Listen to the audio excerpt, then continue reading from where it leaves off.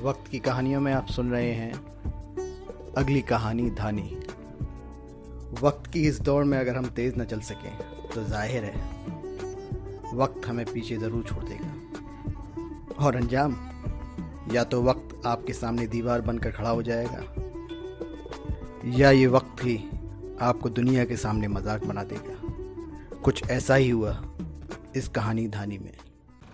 हर रोज़ सुबह 8 से 10 के बीच रोडों पर इस कदर भगदड़ मची होती है कि आज कहीं हम लेट ना हो जाएं, कहीं वापस ना लौटना पड़ जाए।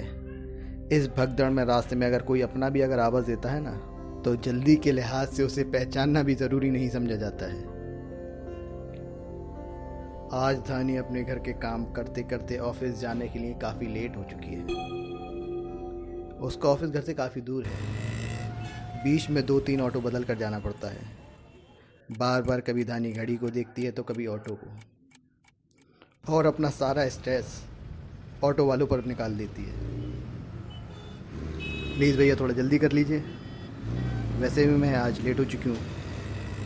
ऑटो ड्राइवर कहता है, बहन जी एक आध सवारी और आने दीजिए तभी तो निकलूँगा।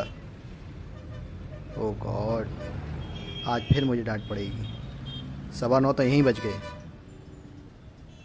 ऑटो ड्राइवर कहता है, बहन जी आप बुरा मत मानिएगा, जब आपको पता ही है कि ऑफिस पहुंचने के लिए आपको 2-3 ऑटो बदलने पड़ते हैं तो थोड़ा जल्दी निकला करिए कि हर रोज़ लेट ही आती हैं। जब तक 2-1 सवारी नहीं आ जाती मैं नहीं निकलूँगा, मुझे नुकसान हो जाता है। आपको पता ही है गैस के अभाव चल रही है आजकल। जब वक्त अपना ना हो तो हर कोई अपनी एडवाइस दे ही देता है, फिर वो चाहे कोई भी हो। तभी धानी का फ़ोन बजने लगता है। हाँ सिमरन बोल। वो तो मैंने पहले साथ ही रख लिया है। हाँ बस 15 मिनट।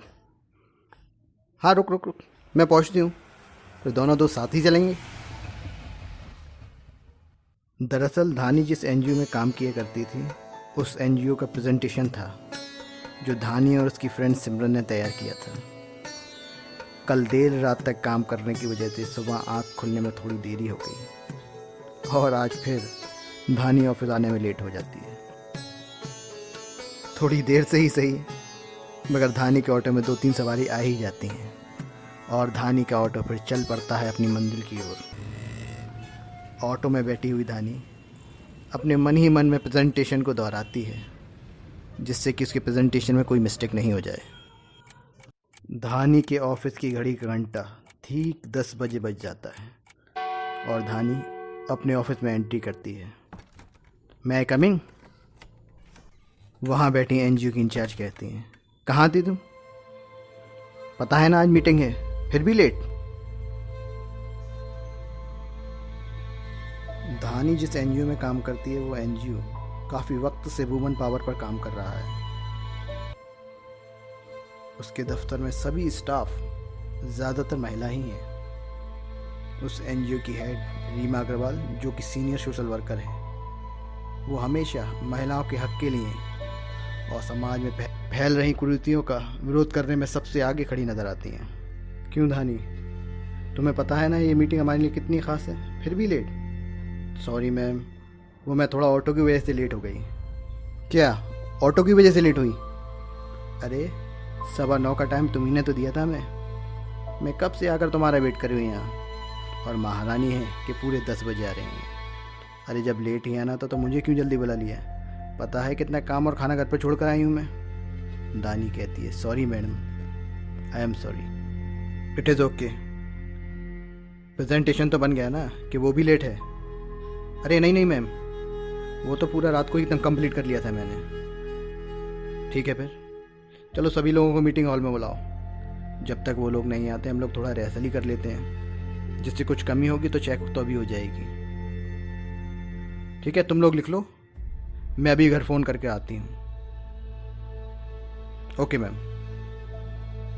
कहकर धानी अपने केबिन की ओर चली जाती है।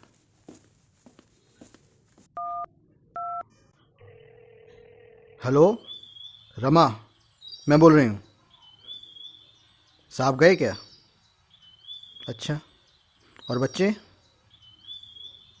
ठीक है ठीक है, देख शाम को क्या बनेगा वो सब मैंने किचन में रख दिया है। हाँ हाँ चल ठीक है, कहकर रीमा अपना फ़ोन काट देती है।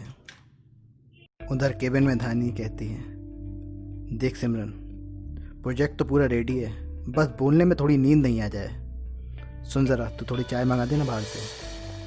सिमरन कहती है, ओके मंगाती हूँ, उससे थोड़ी नींद तो भी खुलेगी। पिछले 3 महीने से जिस प्रेजेंटेशन की तैयारी में ये सब लगे थे वो दिन अब आ चुका था। मीटिंग हॉल में ज़्यादा नहीं कुछ चुनिंदा लोग थे, रीमा जी, सिमरन, धानी और वो 7 लोग जो बाहर से डेलीगेशन में आए थे। धानी के मन में थोड़ी घबराहट तो ज़रूर थी मगर डर नहीं था, क्योंकि काफ़ी वक्त से तैयारी में जो लगे थे। और वैसे भी लगातार कोशिश करके बड़ी से बड़ी जंग भी जीती जा सकती है। कोई भी हथियार ताकत से नहीं हिम्मत से चलाया जाता है, और हिम्मत रखने वालों की कभी हार नहीं होती। थोड़ा देर से ही सही मगर जीत लाजिम है। तो ये था कहानी धानी का पहला भाग। अगला भाग सुनने के लिए वक्त की कहानियाँ चैनल को सब्सक्राइब कीजिए, लाइक कीजिए, शेयर कीजिए और हाँ, कमेंट्स करके हमें ज़रूर बताएं कि आपको कहानी कैसी लगी। जल्द ही आप इसका दूसरा भाग सुनेंगे।